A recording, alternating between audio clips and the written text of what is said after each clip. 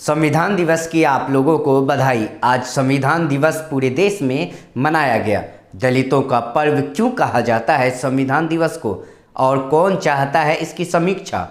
भारत सरकार की सलाह पर राज्य सरकारें 2015 से 26 नवंबर को संविधान दिवस के रूप में मना रही है। 2015 में यह शुरुआत बाबा साहब डॉक्टर भीमराव अंबेडकर की 125वीं जयंती समारोह के क्रम में की गई थी। तब से हर साल यह सिलसिला जारी है। सरकारों ने बेशक संविधान दिवस मनाना अभी शुरू किया है, लेकिन संविधान दिवस का समारोह दलित समुदाय में काफ़ी पहले से मनाया जा रहा है।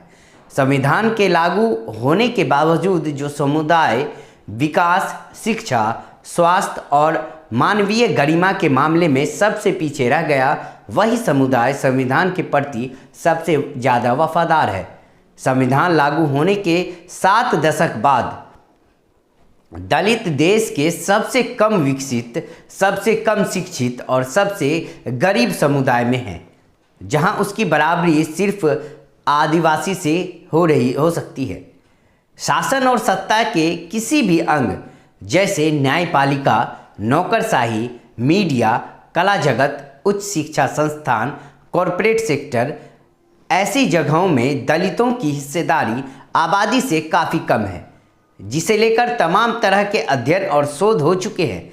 जिन मंदिरों में करोड़ों अरबों रुपए की जायदाद है, उनके संचालन में दलितों की हिस्सेदारी शून्य है। जाति आधारित उत्पीड़न दलितों के जीवन की हकीकत है। इन अपराधों को रोकने में तत्कालीन कानून के बेअसर होने के बाद 1989 में SC और ST अत्याचार निरोध अधिनियम संसद ने पास किया। इसके बावजूद उनके साथ अत्याचार खत्म नहीं हुआ। दुनिया में असमानता का अध्ययन करने वाले फ्रांसीसी अर्थशास्त्री थॉमस पिकेटी के मार्गदर्शन में NK भारती ने एक पेपर में पाया कि जाति और आर्थिक समृद्धि का मजबूत रिश्ता है। भारत की कुल समृद्धि में दलितों का नाम मात्र का हिस्सा है। अपने शोध के निष्कर्ष में वे लिखते हैं कि विकास के मामले में निचली जातियों के लोग या तो स्थिर है या फिर उनकी हालात बिगड़ी है। सवाल उठता है कि जिस संविधान से दलितों को इतना कम मिला, इस संविधान का जश्न वे क्यों मना रहे हैं। ऐसी स्थितियों में दुनिया का कोई भी समूह शायद विद्रोह कर देता।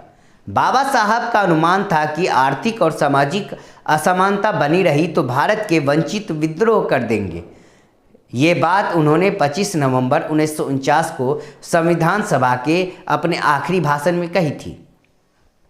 उन्होंने कहा था कि 26 जनवरी 1950 को भारत अंत विरोधों के दौर में प्रवेश करेगा। राजनीतिक जीवन में समानता होगी, लेकिन आर्थिक और सामाजिक गैर बराबरी बनी हुई है। उन्होंने संविधान सभा को चेतावनी दी थी कि अगर इन असमानताओं को समाप्त न किया गया तो वंचित लोगों का गुस्सा संविधान द्वारा निर्मित लोकतांत्रिक ढांचे को नष्ट कर देगा।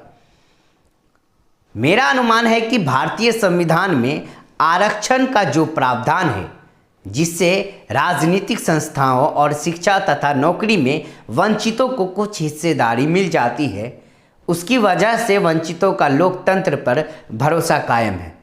भारत में दलितों का जो मध्यम वर्ग बना है, वह इसी रास्ते से बना है।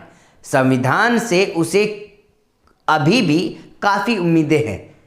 इसकी वजह आरक्षण के प्रावधान ही है।